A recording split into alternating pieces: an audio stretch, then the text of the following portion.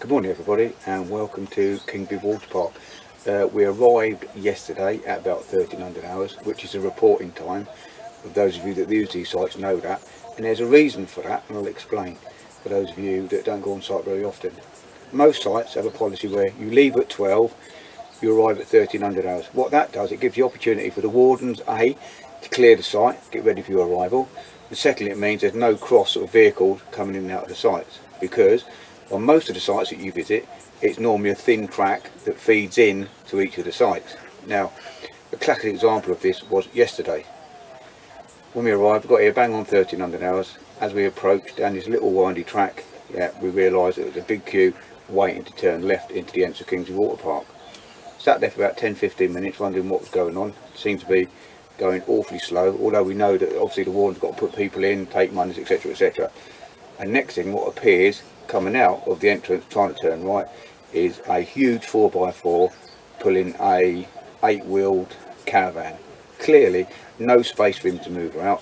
When he's actually finally got out onto the road, trying to work his way down or worm his way down past all of us that have pulled over onto the left hand side, he's probably had about 2 meals each side of his vehicle to actually clear us.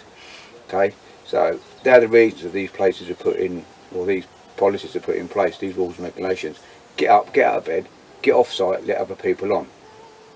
Also, I'd just like to ask a question for those of you that do a lot of motorhoming. Obviously on my vehicle I have got solar panels. Now normally I park my van up when it's not at home in a storage facility which is obviously covered. Now normally I can go back 2 or 3 months later, no issues, vehicle will start up. However, when I went back this time, tried to start the vehicle up, nothing at all, dead as a dodo. Now is that because I actually put the cover over on the vehicle just to give it some protection, even though it's indoors from dust, etc, etc, and it's covered over the solar panels? Because as far as I was concerned, that the solar panels only charged up the leisure batteries.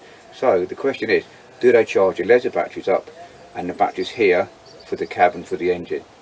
And by covering over the solar panels, have I prevented that from happening, therefore not being able to start the vehicle? The other frustrating thing is I ring the AA and they tell me, sorry, because your vehicle's over 3.5 tonnes, you're not covered to actually come and get us to start your engines.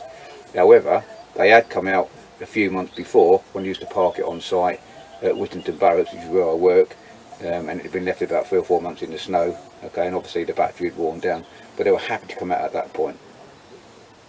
Hi everybody, as promised earlier, I'd introduce you to Tracy. Here she is. Hello. New haircut, still sounds a bit like a man, still suffering with hay fever and a bit of a cold. Up now, I think getting over it, babe, haven't you? A bit of a cold, I've had man flu. Nearly back to normality. Nearly died. We're just out for a little walk with the dogs around Kingsbury Water Park. The site is absolutely splendid. The things to do here with the water park itself, and obviously the walks, it's all different sort of walks. You can get along the canal, get around the water park itself. Lovely beautiful weather today. Just thought I'd do a little review on Kingsbury itself. We have been here several times. In fact, we lived here for about 6 weeks in our motorhome when we were selling our last house, because we were between houses and so we didn't lose our sale. We actually stayed on site. Nothing's changed really. The staff are absolutely superb, although they have changed over since our last visit. Friendly, helpful, very accommodating. The pitches, all big pitches.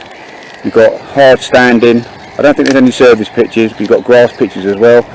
All adequate, plenty of room to get your caravan or your motorhome, the car, and an awning. Toilet blocks, spot on, always nice and clean. Always got wardens going around ensuring that they're serviceable and clean for people to use. The only fault I would say is the water pressure at the motorhome point and also at the water points and the Elson. The water is a little bit slow and does take a little bit of time to fill. However, in the showers, again fine. What I don't like about the showers, you've got them push button things that you need to keep pushing in about every 30 seconds. Nice temperature though. Yeah, well I like a really hot shower that burns me, but this here is sort of mediocre warm, which Tracy's quite happy with. But overall, the site is actually first class. You've got kids, there's actually plenty here for them to do. They've got a children's area. They can cycle around the perimeter of the site itself, which is safe. Everyone's very respectful in terms of how they drive around the site, so the kids are safe. It's one of those sort of sites, everyone watches out for everybody. You can leave your site in your caravan or your motorhome knowing everything can be safe when you come back. Yet overall this site is absolutely superb, and I'd recommend anyone that's travelling down, whether it's the NEC or anywhere on the fringes of Birmingham, into Birmingham, anything like that, and this would be the site to stay at.